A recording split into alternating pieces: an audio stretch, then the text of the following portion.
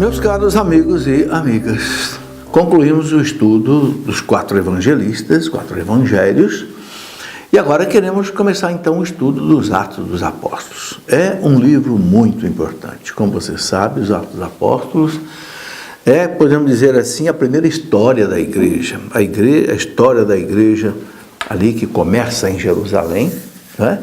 Com São Pedro, os apóstolos, depois se estende com São Paulo, né?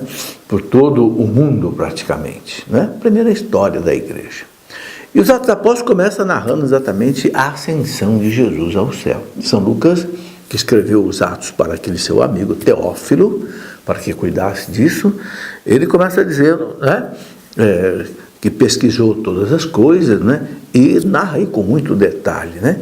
E aí, logo no capítulo 1, ele coloca exatamente isso, né? Que Jesus, comendo com os apóstolos, ordenou-lhes que não se afastassem de Jerusalém, mas que esperassem o cumprimento da promessa de seu Pai, que ouvistes, disse ele, na minha boca, porque João batizou com água, mas vocês vão ser batizados no Espírito Santo daqui a poucos dias, né?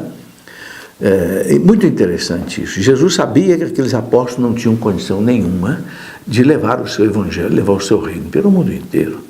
Eram pessoas muito simples, né, de pouca cultura, né, e que estavam amedrontados, né, até então com tudo que tinha acontecido com Jesus. Então Jesus diz: vocês não saem de Jerusalém, aguardem porque vai ser cumprida aquela promessa, né, que é a vinda do Espírito Santo sobre vocês, e que foi o fato que realmente transformou a vida dos apóstolos, né?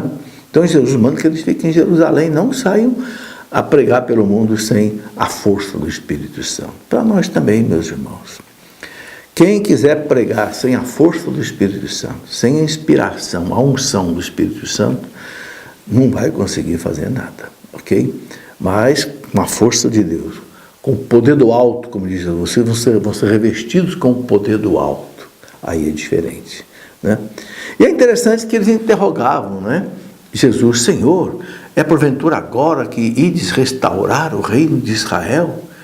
Olha a mentalidade ainda dos apóstolos antes da vinda de Pentecostes. Achavam que Jesus fosse instaurar um reino tipo do tempo de Davi, de Salomão, né? Um reino social, político, econômico. Por isso João e Tiago querem que um sentar ao lado direito, outro sentar ao lado esquerdo, né? E aí Jesus dá para eles uma resposta muito clara, né? Vai para o céu e fala para eles, né, o seguinte, que não é isso, né? Que eles vão receber o Espírito Santo, aí sim eles serão suas testemunhas em Jerusalém, na Samaria, até os confins da terra. Quer dizer, não fiquem esperando um reino social. Não, meu reino não é deste mundo. Vocês vão ser revestidos pelo Espírito Santo e com a força do Espírito Santo vocês vão levar a salvação ao mundo inteiro. E foi para o céu. E quando ele foi para o céu, os apóstolos ficaram olhando, os anjos apareceram e disseram para eles: homens da Galileia, porque ficais aí a olhar para o céu? Esse Jesus que acaba de ser arrebatado para o céu, voltará do mesmo modo que o viste subir para o céu. Aí está a certeza que a igreja tem, que Jesus vai voltar. Um dia ele vai voltar. Não sabemos quando, nem como, né? Mas está escrito aí, né? Voltará do mesmo modo que o viste subir para o céu, né? E aí eles voltaram para Jerusalém, como Jesus tinha mandado. Fizeram praticamente assim, como se fosse uma novena de Pentecostes, né? Ficaram ali aguardando 9 dias. Todos eles perseveravam depois, né, unanimemente na oração, juntamente com as mulheres, entre elas Maria, mãe de Jesus, e os irmãos dele. Eu acho muito interessante São Lucas destacar sempre a presença de Nossa Senhora, né? Entre elas Maria, mãe de Jesus, né? Você não encontra nos evangelhos, nem nas cartas, nem nos Atos dos Apóstolos, né, outra referência de Maria que não seja mãe de Jesus. Não aparece Maria, mãe de fulano, Maria, mãe de... Não, Maria, mãe de Jesus. Porque ela só teve Jesus como filho. Por isso aparece sempre a expressão mãe de Jesus. Você nunca vai ver Nossa Senhora sendo indicada como mãe de uma outra pessoa, né? E ali então, eles ficaram ali em Pentecostes, né? Aguardando Pentecostes, 9 dias ali. Interessante o que o texto diz, né? Permaneciam unanimemente na oração, né? Rezando, aguardando a vinda do Espírito Santo. Bom, depois um outro episódio muito interessante, ainda do capítulo 1 de São dos Atos dos Apóstolos, é que os apóstolos perceberam que precisavam substituir Judas, que tinha, né, suicidado. Então, fizeram a escolha de uma maneira muito interessante, apresentaram aos apóstolos alguns, né, que caminhavam com eles, que eram idôneos, e os apóstolos lançaram a sorte. Rezaram, pediram para Deus que indicasse quem é que ele queria. Então tiraram a sorte e caiu a sorte em Matias, que foi incorporado aos 11 apóstolos. Está em Atos 1, 26. Agora, por que eles completaram o número de 12 dos apóstolos? Por uma razão muito interessante, porque os 12 apóstolos são sucessores das 12 tribos de Israel, né? Eram 12 tribos de Israel, os filhos de Jacó, né? Então a igreja é sucessora de Israel, por isso 12 apóstolos. Não ficaram com 11, nem elegeram 13, mas completaram o quadro com 12. Esta é a razão muito interessante. Bom, depois temos a vinda do Espírito Santo no dia de Pentecostes, e a primeira pregação apostólica sobre Jesus que Pedro fez naquela manhã de Pentecostes, né? Diz lá, os Atos dos Apóstolos ficaram todos cheios do Espírito Santo e começaram a falar em línguas conforme o Espírito Santo lhes concedia que falasse. Lá em Atos 2,4 você vai ver isso, né? Então, o milagre de Pentecostes, o derramamento do Espírito Santo que Jesus já tinha anunciado, né? João batizou com água, mas vocês vão ser batizados no Espírito Santo, né? Batizado quer dizer mergulhado. A palavra batismo do grego quer dizer mergulho, mergulhar, né? Vocês vão ser mergulhados no Espírito Santo. O Espírito Santo vai conduzir a vida de vocês. Jesus já tinha prometido isso muito claro lá na Santa Ceia, quando ele fala, por exemplo, lá em João 16, 12 e 13, Jesus fala para eles, né? Eu ainda tenho muitas coisas para ensinar para vocês, mas vocês não podem ouvir agora. Mas quando vier o Paráclito, o Espírito da verdade, que o Pai enviará em meu nome, ensinar-vos-á toda a verdade.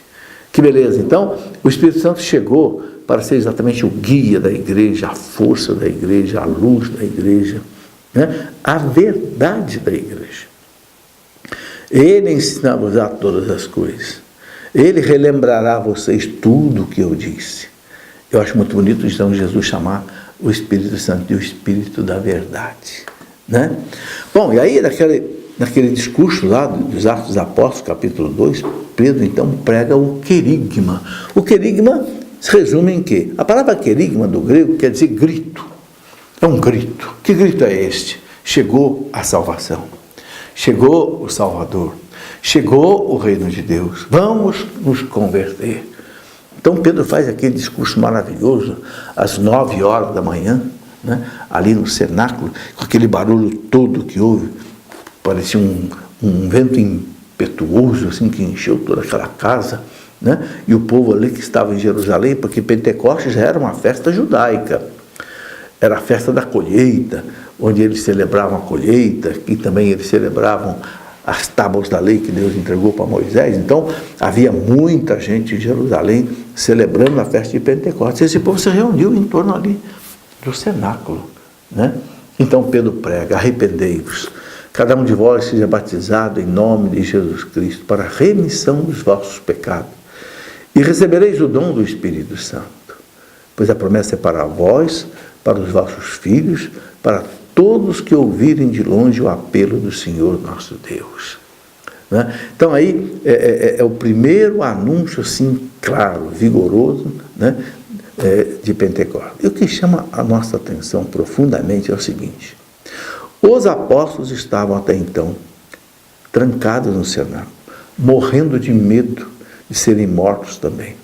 A partir da vinda do Espírito Santo, eles perdem o medo, né? E abertamente anunciam Jesus, e Jesus ressuscitado. A grande pregação dele nos Atos dos Apóstolos, ele ressuscitou, está vivo no meio de nós, né? E tudo que nós fazemos de cura, de milagre, etc., é pelo seu nome. Então aí fica bem claro aí essa colocação, né? E é interessante que São Lucas diz que naquele dia levou-se a mais ou menos 3.000 o número de adeptos, né, do cristianismo. Quer dizer, realmente o derramamento do Espírito Santo não foi só sobre os apóstolos, mas também sobre toda aquela comunidade que abriu o coração para Deus, né? Essa experiência que hoje se renova na igreja, né? A renovação carismática católica, espalhada no mundo inteiro, tem revivido essa experiência, né, do batismo no Espírito Santo, que não é um novo batismo, não, de jeito nenhum. É apenas o Espírito Santo que já está em nós desde o batismo, tomar conta de nós. A partir do momento que a pessoa se arrepende dos seus pecados, entrega a sua vida para Deus, o Espírito Santo toma conta da vida da pessoa. E aí vem os frutos, aí vem os dons, né? Aí vem a vida nova, o amor à Bíblia, o amor à Eucaristia, o amor à confissão, o amor à igreja, o amor ao Papa, o amor à Virgem Maria, o amor à oração, né? O amor à santidade. Tudo isso é fruto do Espírito Santo. Por isso, né, depois o São Lucas coloca que perseveraram eles na doutrina dos apóstolos, na reunião em comum, na fração do pão e nas orações. Veja, são frutos do Espírito Santo, né? Perseverar na doutrina dos apóstolos, né? Hoje nós temos essa doutrina dos apóstolos muito clara no Catecismo da Igreja Católica.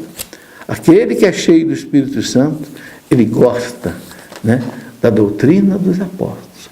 Não inventa nada, não tem axiologia, não. A igreja está aqui, já ensinou tudo, eu não tenho que inventar nada, eu tenho apenas que conhecer o que está aqui e ensinar o que está aqui para os outros.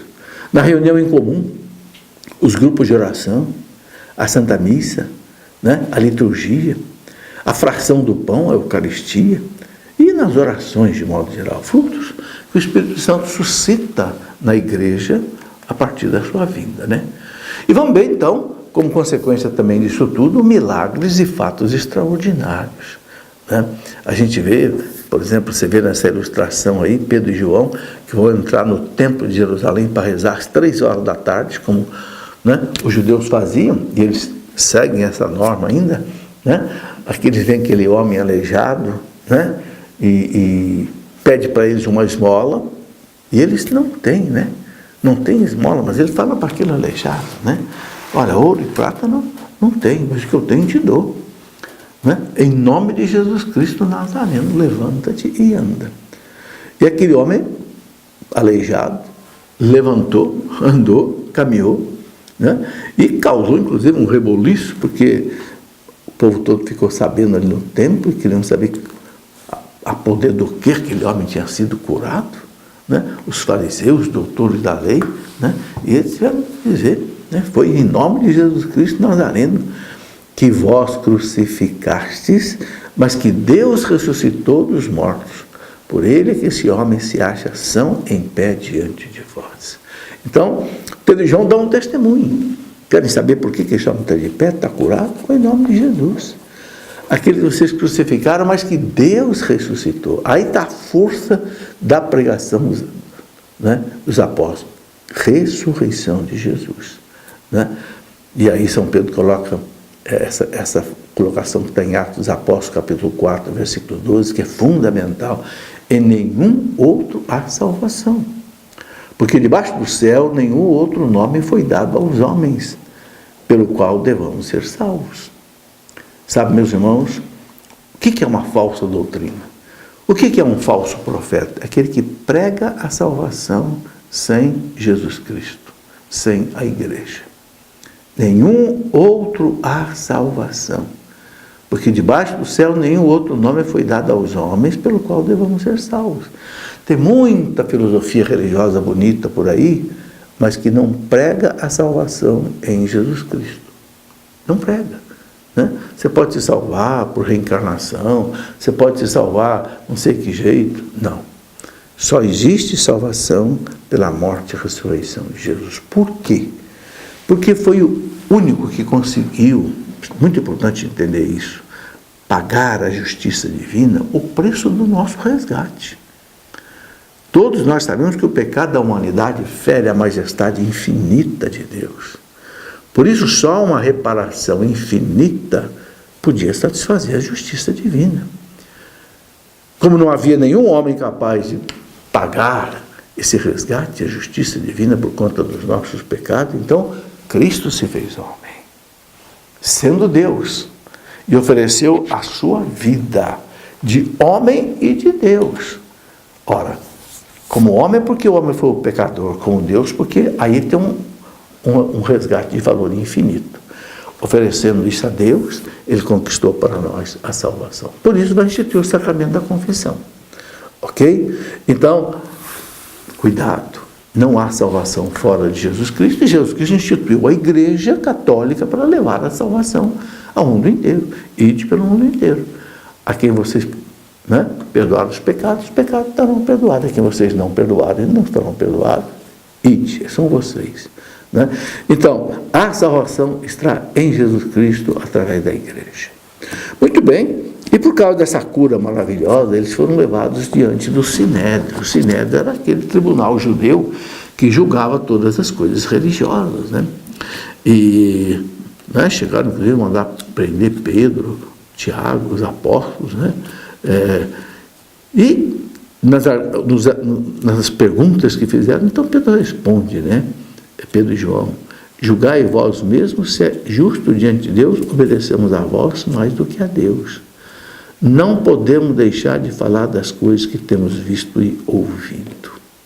Por quê? Porque o Sinédrio mandou que eles calassem a boca. Vocês não vão mais pregar esse nome Jesus aí em Jerusalém. Eles disseram o quê? Julguem vocês mesmos se é justo diante de Deus. Obedecer mais a vocês ou obedecer a Deus? E aí coloca uma coisa que é fulminante, Não podemos deixar de falar dessas coisas que nós temos visto e ouvido. Não podemos negar isso. Cristo que nós vimos, morto, ressuscitado, com milagres, com tudo, não tem como a gente se calar diante disso. Bom, e depois os Atos dos Apóstolos vai desenrolando uma série de outras partidas. Aqui eu destaco, por exemplo, aquela fraude de Ananias e de Safira. Era um casal que colocavam seus bens também aí junto aos apóstolos, mas eles praticaram uma fraude. Eles mentiram para os apóstolos, esconderam uma parte do dinheiro da venda lá de uma propriedade que eles disseram que ia entregar para os apóstolos. Deus não gosta disso. A gente pode não querer dar nada a Deus, mas não adianta querer mentir para Deus. Não podemos ser falsos com Deus. Então Pedro disse a Ananias: Ananias, por que tomou conta Satanás do teu coração? Para que mentisses ao Espírito Santo e enganasses acerca do valor do campo. E é interessante que tanto Ananias quanto Safira morreram ali diante dos apóstolos, fulminados, como num castigo divino, por terem mentido, São Pedro fala para o Espírito Santo. Isso é uma lição para nós também, A gente ser muito sincero diante de Deus, sobretudo nas confissões, nos nossos propósitos, nos nossos votos, nas nossas promessas, ser fiel a Deus, nunca enganar a Deus, porque Deus sabe tudo, Deus ouve tudo. Então, ser muito honesto diante de Deus. Como Deus disse para Abraão, anda na minha presença e seja íntegro. Portanto, ser íntegro diante de Deus. Muito bem, na nossa próxima aula nós vamos ver então a prisão, a libertação miraculosa dos apóstolos e outros acontecimentos que nos Atos dos Apóstolos são narrados para nós.